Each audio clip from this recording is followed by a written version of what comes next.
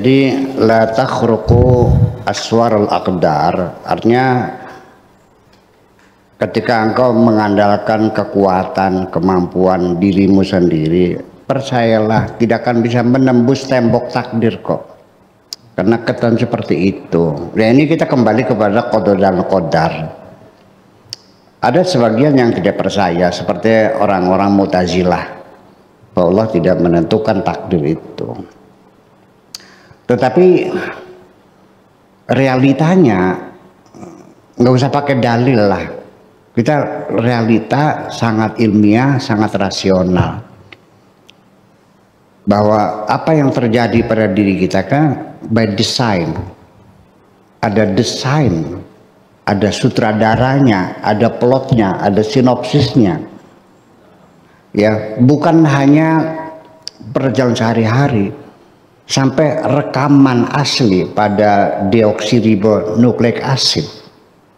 Itu bakat-bakat yang kita miliki sudah ada informasinya.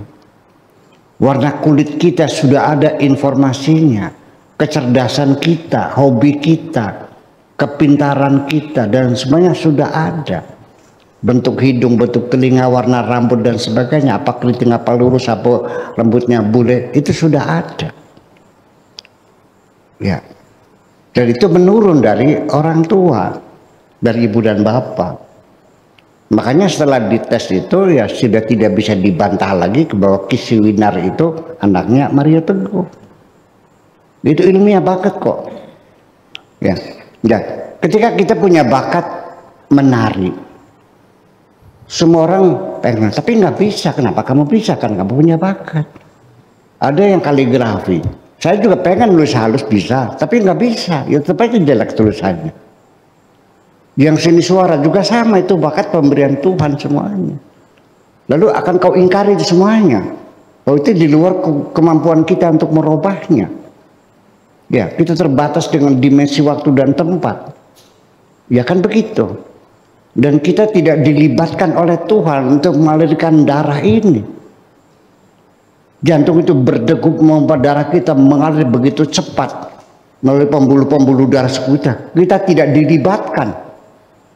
Jantung berdegup juga memakan oksigen dalam darah kita, juga tidak dilibatkan. Mesin kita bekerja mengolah makanan, ya seperti kalau mesin itu namanya mesin politama tuh ya. Ya kan, itu vitamin-vitamin dipisah-pisahkan semuanya. Mesin katalis lah dalam tubuh kita ini. Bahwa berapa banyak butuhnya kita kalori, berapa banyak vitamin, berapa banyak protein, berapa banyak, semuanya terukur semuanya. Kita ikut terlibat enggak? Jadi di mana kemandirianmu itu?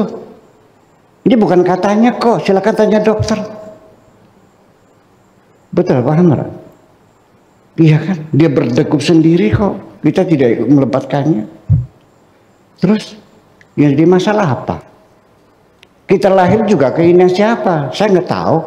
Saya nggak pernah ingin lahir di sini kok. Saya dihadirkan oleh Tuhan ke sini. Keluarnya dari perutnya Ibu Haji Zainab juga bukan pilihan saya. Bapak saya Kiai Yasin bukan pilihan saya. Lahir di Kertasmaya bukan pilihan saya. Jenis kelamin saya laki-laki bukan pilihan saya. Dan saya bersumpah demi Allah, demi Rasulullah, saya tidak pernah mengisi formulir daftar kehadiran di bumi ini kok. Sampai kematian pun saya tidak diperbolehkan memilih jalan kematian saya, harus serahkan pada Allah. Saya tidak boleh mengakhiri hidup saya berikan pilihan saya dengan pasang leher di kereta api atau dengan minum racun, nggak boleh kok. Kan seperti itu. Betul enggak? Nah, makanya orang yang tidak percaya dengan takdir Tuhan itu kan irasional. Dia merasa seperti apa, dia nggak sadar bahwa dalam keadaan tidak berdaya, dia terima beres semuanya. Andai kan Allah menyuruh engkau untuk mengatur hidupmu, pasti tidak akan mampu. Sekarang kita bereksperimen sajalah. Andaikan Tuhanmu memberi tugas, silakan panjangkan rambutmu sendiri.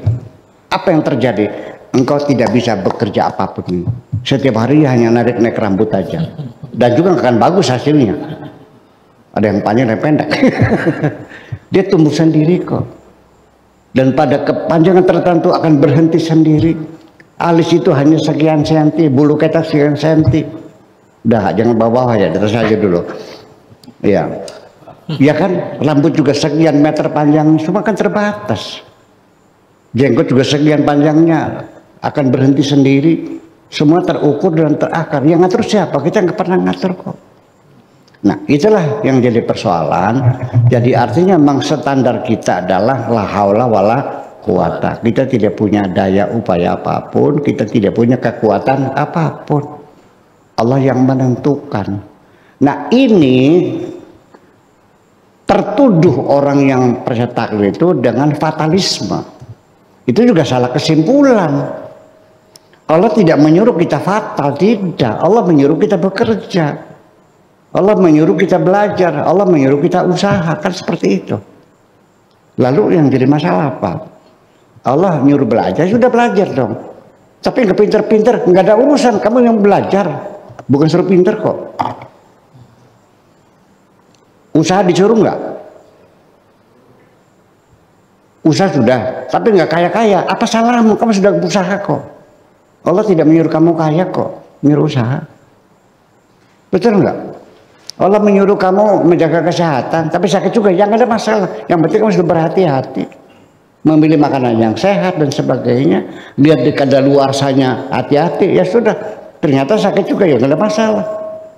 Allah tidak akan melihat hasil kerjamu, yang dilihat adalah proses kamu bekerja.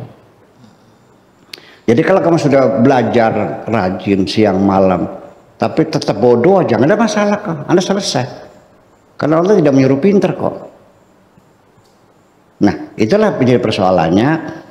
Sehingga ketika kita meyakini tidak bisa menembus tembok takdir, itu jangan lalu konklusinya akan menimbulkan paham fatalisme.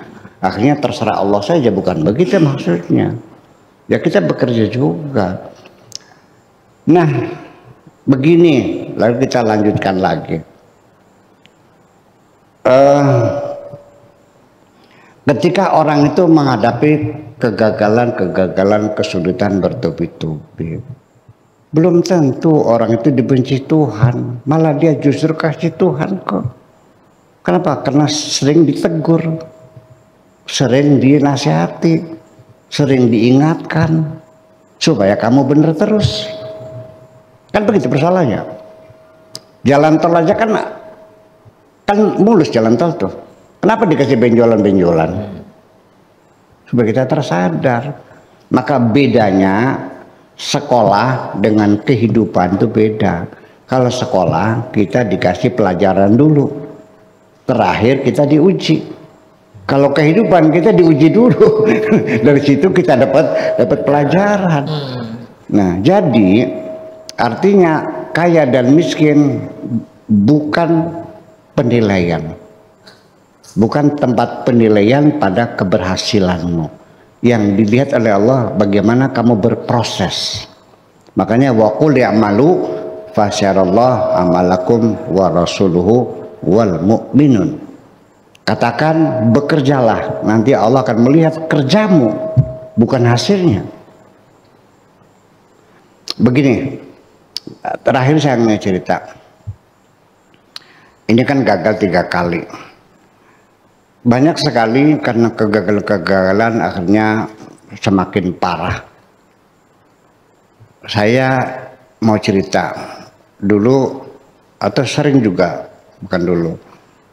Ada seorang perempuan minta cerai dari suaminya, konsultasi kepada saya. Alasannya suaminya tidak memberikan nafkah yang mencukupi.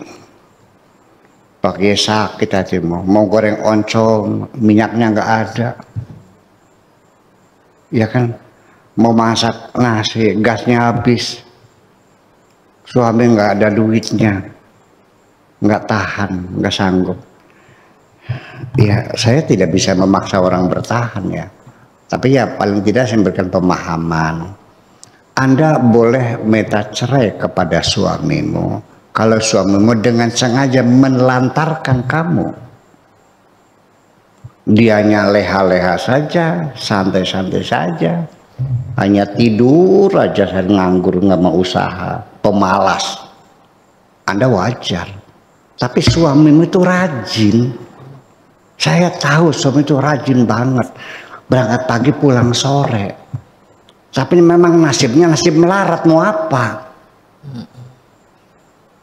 Nanam padi dimakan kelowor, gagal. Tanam lagi kebanjiran, loglog. Nanam lagi kena sundep. Nanam semangka juga gagal. Nanam kambing juga pada mati. Nanam bebek keracunan semuanya.